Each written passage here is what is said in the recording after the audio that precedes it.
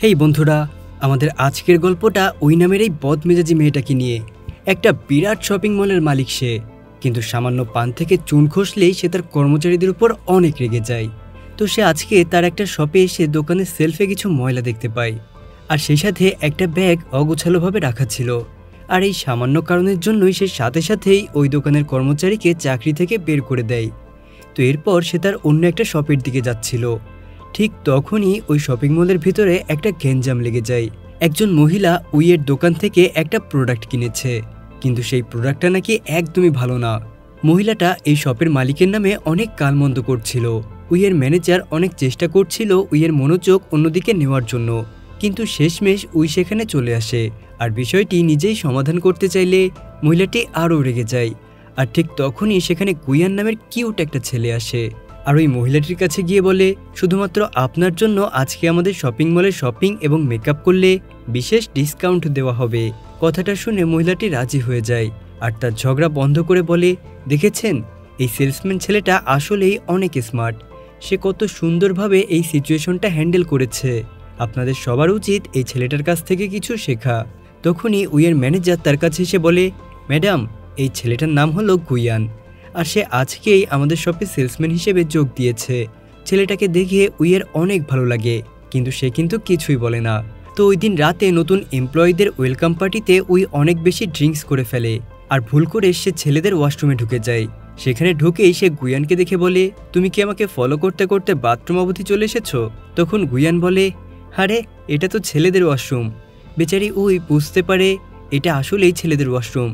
তখন সে হুট করে কুইয়ানের গায়ের উপর পড়ে যায়, আর অনিচ্ছা থাকা সত্ত্বেও কুইয়ানের বেল্ট নিয়ে সেখান থেকে চলে যায়। বেচারা কুইয়ান তার পেছনে পেছনে দৌড়াতে থাকে। একটু পরেই উই তাকে জিজ্ঞাসা করে, তুমি সকালে আমাকে কেন সাহায্য করেছো? আমাকে পছন্দ করতে শুরু করেছো নাকি? গুইয়ান তখন বলে, একজন সেলসম্যান হিসেবে এটা আমার দায়িত্ব ছিল। আমি কেবলমাত্র আমার দায়িত্ব পালন করেছি। যাই হোক, এরপর নেশা কেটে গেলে উই অনেক চিন্তিত হয়ে পড়ে। সে মনেই করতে পারছে না মাতাল অবস্থায় সে গুইয়ানকে কি কিনা বলে ফেলেছে। যাই হোক, পরদিন উই আবারও চলে যায় গুইয়ানের সেই শপে, কিন্তু সেখানে গিয়ে দেখে গুইয়ান একজন কাস্টমারের হাত ধরে প্রোডাক্ট সম্পর্কে বোঝাচ্ছে। এটা দেখে উই অনেক জেলাস ফিল করে, আর ভেতরে ঢুকে বলে, আমি এই দোকানের সব প্রোডাক্ট কিনতে চাই। গুইয়ান তাকে বাইরে নিয়ে বলে, ম্যাডাম, আপনি এসব কেন করছেন? উই তখন জানাই, আমি তোমার দোকানের সেলস বাড়াতে চাই। আর সে গুইয়ানকে মার্কেটিং ম্যানেজার পদে প্রমোশনও দিতে চাই, কিন্তু গুইয়ান তার এই প্রস্তাব ফিরিয়ে দেয় আর বলে, আপনি হয়তো আমাকে পছন্দ করে ফেলেছেন, তাই অন্য কোনো মেয়ের সাথে আমাকে দেখলে জেলাস ফিল হচ্ছে আপনার। তো এদিকে দোকানের ভেতর অন্য একজন কাস্টমারের সাথে একজন সেলসম্যানের ঝামেলা লেগে যায়, আর সেটা সামাল দেওয়ার জন্য গুইয়ান আবার ভেতরে চলে যায়। বাইরে দাঁড়িয়ে থাকা উই তখন মনে মনে বলে, এটাই পৃথিবীর একমাত্র ছেলে যে কিনা আমাকে রিজেক্ট করলো। তো যাই হোক, এরপর দেখা যায় উই জিম করতে গিয়েছে। আসলে প্রায় প্রতিদিনই উই জিম করতে আসে, আর সেখানে তার ট্রেনার ইয়ং তাকে অনেক পছন্দ করে, কিন্তু উই তাকে খুব একটা পাত্তা দেয় না। তো আজ উই অনেক রাগান্বিতভাবে জিম করছে, আর এটা দেখে ইয়ং তার কাছে এসে বলে, কি ব্যাপার, আজকে তুমি এত রেগে আছো কেন? জবাবে উই বলে, শপিং মলে নতুন একটা সেলসম্যান এসেছে। ছেলেটা নিজেকে অনেক স্মার্ট মনে করে, ওকে একটা উচিত শিক্ষা দিতেই হবে। যাই হোক, এদিকে শপিং মলের ভেতর দুইজন সেলসম্যান উইয়ের ব্যাপারে কথা বলছিল। তারা বলে, উইয়ের বাজে আচরণের কারণে এখানে কেউই বেশি দিন চাকরি করতে পারে না। এদিকে তাদের কথা আবার গুইয়ান শুনে ফেলে, কিন্তু ঠিক তখনই শপিং মলের বাইরে কিছু লোক এসে ভাঙচুর করতে থাকে, আর বলে, এই দোকানের প্রোডাক্ট একেবারেই খারাপ, আর দাম অনেক বেশি। ঠিক তখনই উই তাদের সামনে এসে বলে, এসব গুন্ডামি বন্ধ করো আর এখান থেকে চলে যাও। কিন্তু তারা উইয়ের সাথে বাজে আচরণ করে আর তাকে মারতে চায়, কিন্তু ঠিক তখনই গুইয়ান এসে ওই লোকগুলোকে মেরে উইকে নিয়ে দৌড়ে পালিয়ে যায়। আর কিছু দূর গিয়ে উইকে বলে, ম্যাডাম, ওই লোকগুলোর সাথে আপনার এমন আচরণ করা ঠিক হয়নি। সবসময় আপনার এমন উগ্র আচরণের কারণেই মানুষ আপনাকে অপছন্দ করে। তবে এইসব কথায় কোনো কান না দিয়ে উই বলে, তুমি আমাকে ম্যাডাম বলে ডাকছো কেন? এতে গুইয়ান কিছুটা রেগে যায় আর বলে, দেখুন, আমি কিন্তু প্রত্যেকবার আপনাকে বাঁচাতে পারবো না, তাই আপনার নিজেকে শুধরাতে হবে। যাই হোক, এরপর গুইয়ানকে টিউশন ক্লাসে দেখানো হয়, মানে সে সেলসম্যানের পাশাপাশি একজন টিচার। বাচ্চাদের পড়ানোর সময় সে হঠাৎ বইয়ের মধ্যে একটা চিঠি খুঁজে পায়, যেখানে লেখা ছিল, আজ ঠিক রাত 8টায় উইয়ের সাথে দেখা করতে এই ঠিকানায় চলে এসো।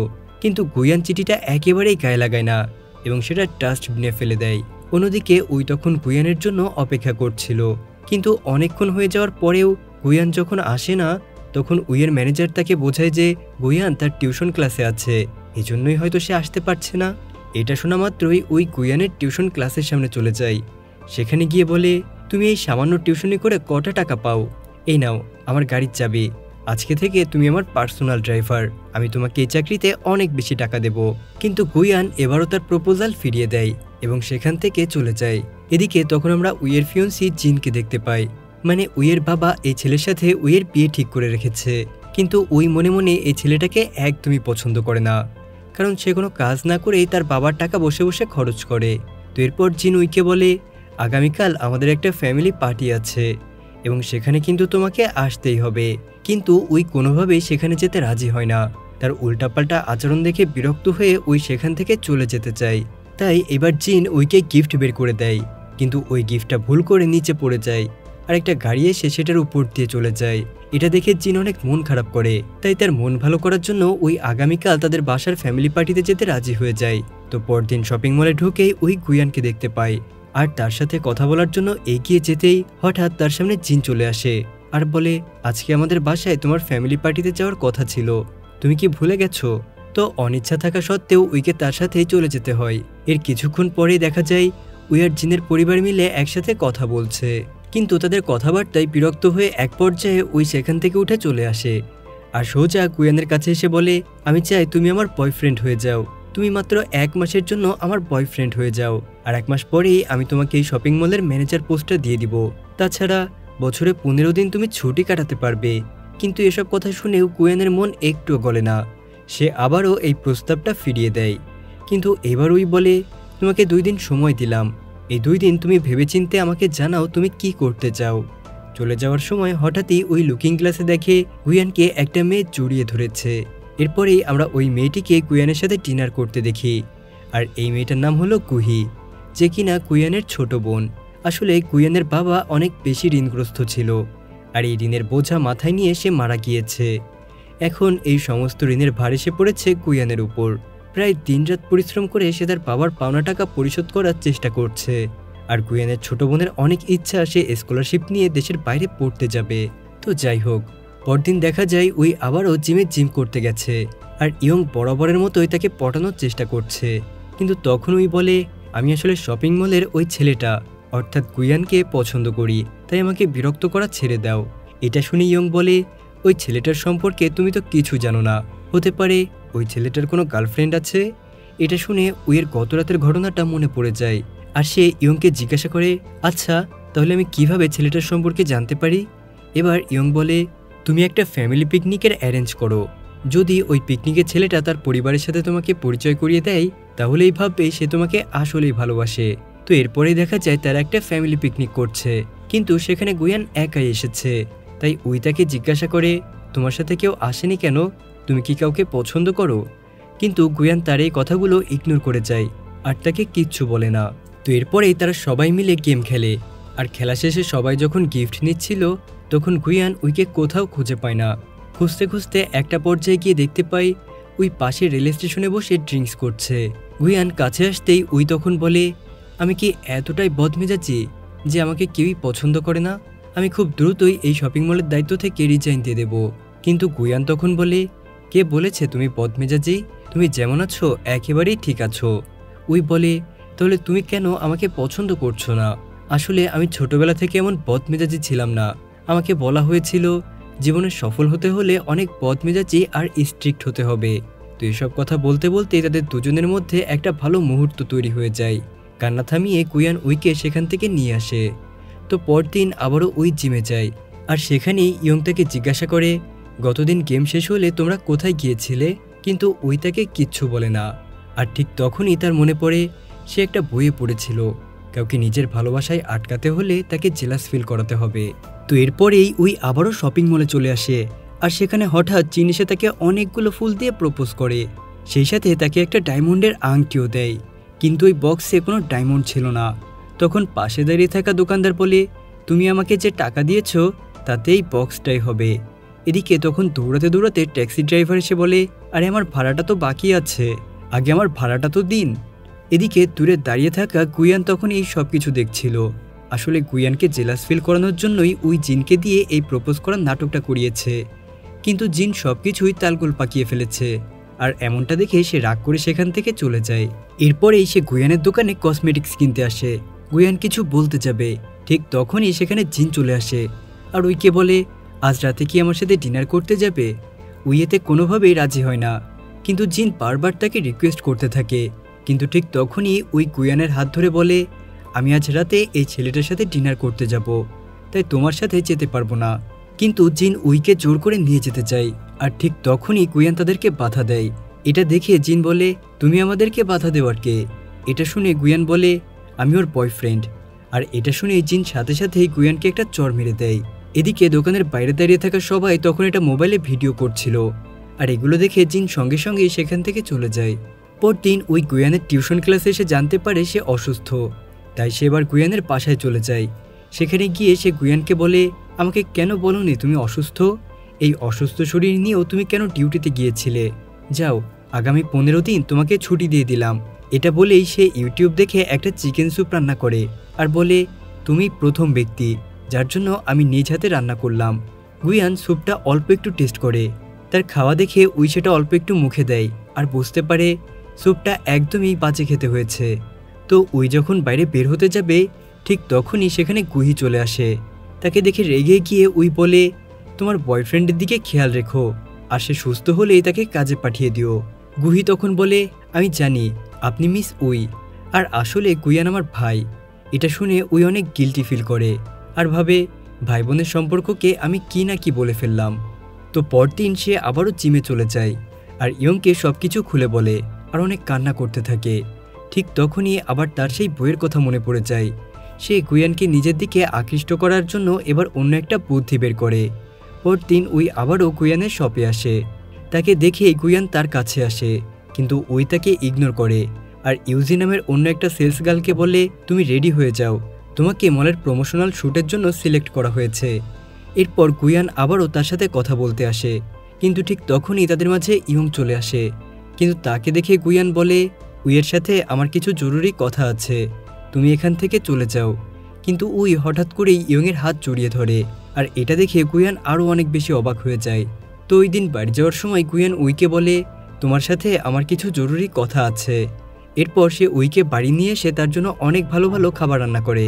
গুয়ান উইকে বলে, তুমি কারোর জন্য বদলে যেও না, তোমার এই রাগী অ্যাটিটিউড আমার খুবই ভালো লাগে।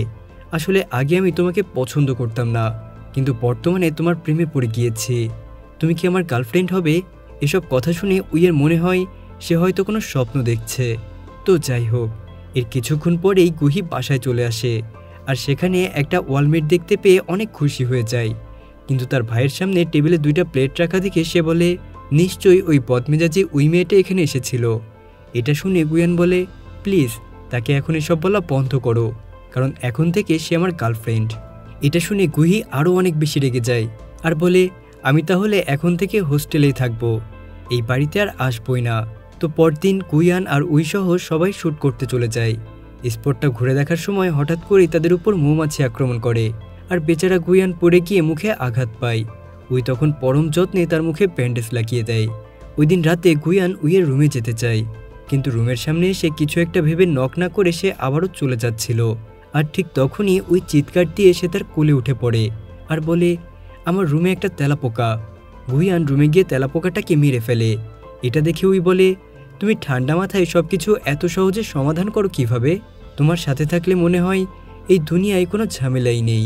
তখন গুয়ান বলে, আসলে মা বাবা মারা যাওয়ার পর সমস্ত সংসারের দায়িত্ব আমার কাঁধে এসেই পড়ে, আর এত বড় দায়িত্ব পালন করতে গিয়ে মানুষের সাথে কিভাবে কথা বলতে হবে বা ডিল করতে হবে সেটা আমি অনেক ভালোভাবেই শিখে ফেলেছি। তো পরদিন সকালে ইউজি নামের সেই মেয়েটা এসে বলে সে একটু অসুস্থ, তাই শুটিং করতে পারবে না সে। আসলে মেয়েটা জেনে গিয়েছিল যে গুয়ান আর উইয়ের মধ্যে সম্পর্ক আছে, তাই সে ইচ্ছে করেই এমনটা করেছে যাতে গুয়ান আর উই দুজনেই আরও ক্লোজ হতে পারে। তাদের দুজনের মধ্যে বন্ডিংটা বাড়াতেই উইকে বাকি শুটিংটা করার জন্য বলে। তো এতে উইও রাজি হয়ে যায়। শুটিংয়ের সময় ফটোগ্রাফার যখন তাদের ছবি একসাথে তুলতে চাচ্ছিল না, তখনই ওই ফটোগ্রাফারের দিকে তাকিয়ে বুঝতে পারে এটা হলো জিন।